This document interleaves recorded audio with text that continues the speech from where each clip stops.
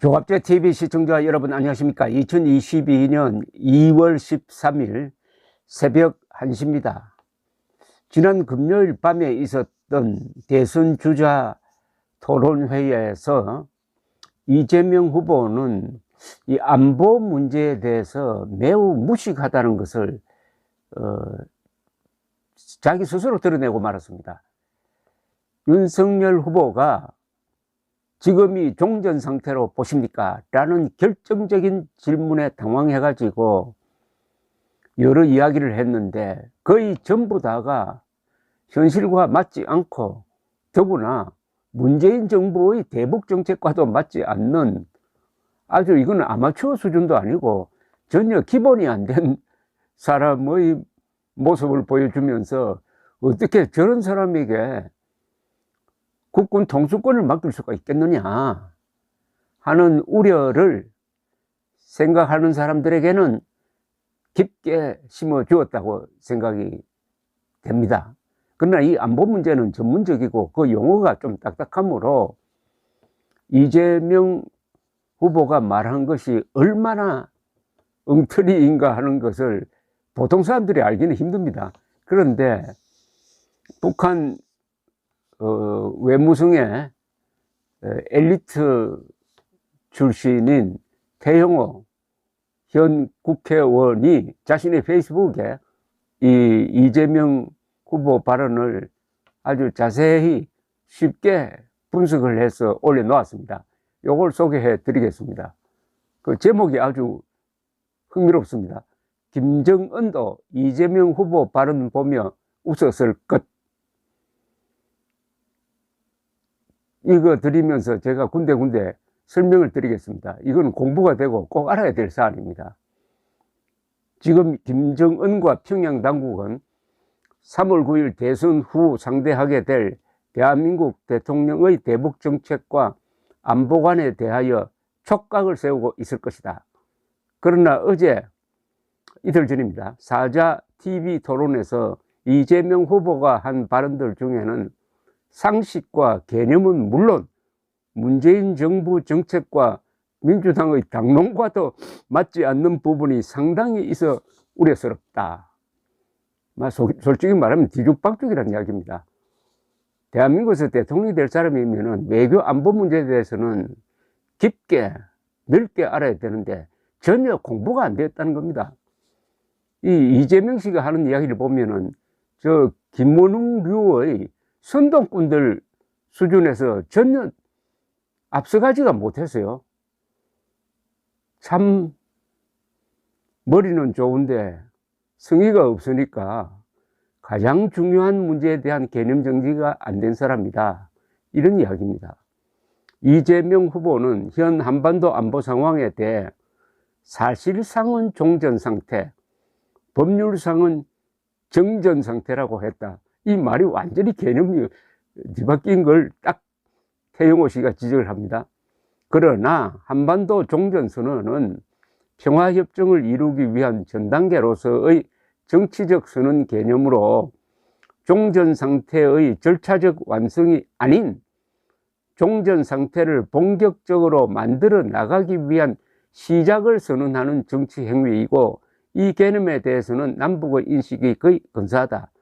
좀 어렵게 썼는데 뭐냐면은 이 남북한에서 추진하는 종전선언이라는 것은 지금 상태가 종전 상태가 아니라는 겁니다.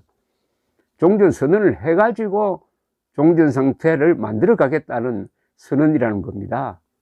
지금이 절대로 종전상태가 아니라는 겁니다. 지금은 정전상태지. 지금은 전쟁이 잠시 중단되어 있는 상태지 전쟁이 완전히 끝나가지고 평화가 온 상태가 아니라는 겁니다. 그런데 이재명은 정전과 종전을 구별 못해가지고 지금이 종전 상태다. 종전 상태라 하면 평화가 왔다는 뜻이 아닙니까? 그리고 종전을 하기 위한 여러 가지 절차가 끝난 상태인데 이게 선우를 완전히 오해하고 있다. 이런 지적입니다.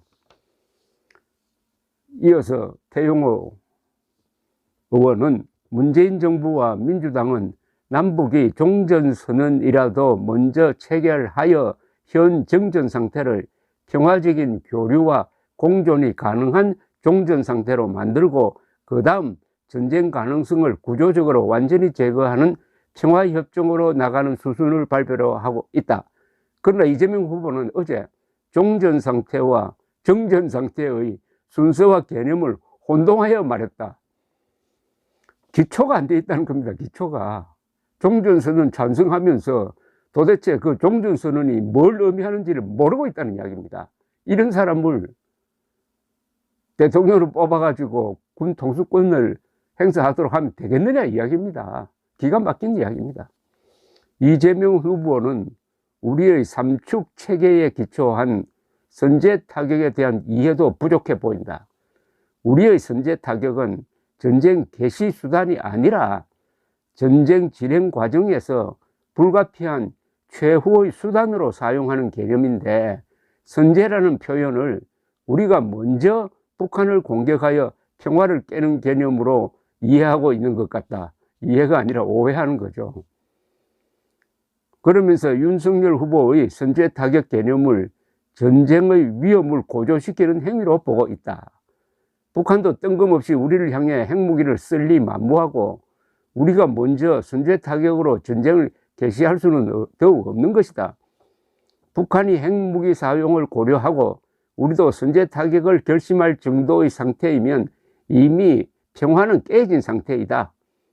그러나 이재명 후보는 지난번 TV 토론이나 이틀 전 TV 토론 때나 평화와 전쟁의 경계선이 어디에 있고 이 과정에서 선제 타격이 어느 지점에 있는지 잘 모르는 것 같다. 선제 타격에 대한 개념이 전혀 정리가 안 돼 있다는 겁니다. 이재명이가 생각하는 선제 타격은 북한이 가만히 있는데 우리가 때려가지고 전쟁을 일으킨다, 이렇게 생각하고 있는 거예요. 여기에 대해서는 윤석열 후보가 누누이 설명한 적이 있습니다. 내가 말하는 선제 타격은 북한이 미사일에다가 핵폭탄을 실어가지고 쏠 것이 분명한 그런 상태에서는 먼저 핵미사일을 공격을 해야 된다. 그 방법밖에 없다. 쏘고 난 다음에 요격하려면은 늦다, 이런 이야기입니다. 그러니까 선제 타격을 하지 않으면은 핵미사일이 날라와 가지고 우리가 다 죽게 되었다 라고 판단할 때 우리가 살기 위해서 하는 것인데, 이재명은 가만히 있는 북한을 선제 타격한다고 생각하고 있으니까 이런 수준 낮은 사람에게 국군 통수권을 맡기면은, 아니 대한민국이 정말 북한에 먹힐지 모르잖아요. 또는 핵미사일 맞고 떼죽음 할지 모르잖아요. 끔찍한 이야기입니다. 태영호 씨는 이어서 이렇게 이야기합니다. 다음으로 대북 제재 완화와 스냅백에 대한 개념도 부족한 것 같다. 이재명 후보는 스냅백을 선제재 완화 개념이 아니라고 했다. 그러나 스냅백은 대북 제재 완화를 전제로 하고 있다. 정의용 장관은 작년 9월 24일 미국 외교협회 초청 대담에서 북한이 2017년 11월 이후 4년간 장거리 미사일 발사를 중단한 것을 들며 북한을 고립 상태에서 끌어내기 위해 선제재 해제를 해주고 북한이 합의 위반 시 제재를 복원하는 스냅백 개념을 들고 나왔다. 그런데도 이재명 후보는 스냅백을 선제재 완화 개념이 아니라고 했다. 그런데 이재명 후보는 스냅백이 뭔지 모르더라고요.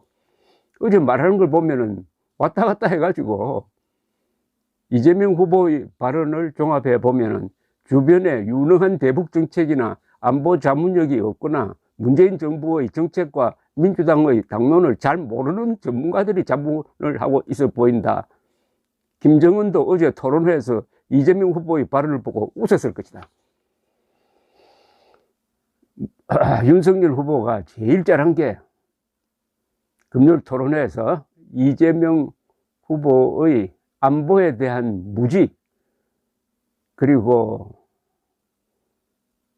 고집, 그리고 수준 낮음,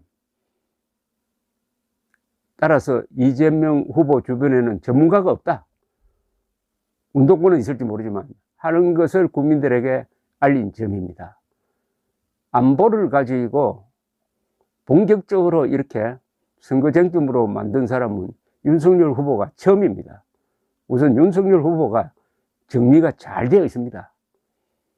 아마 다음 TV 토론회에서도 재미있는 현상이 아마 벌어질 겁니다. 감사합니다.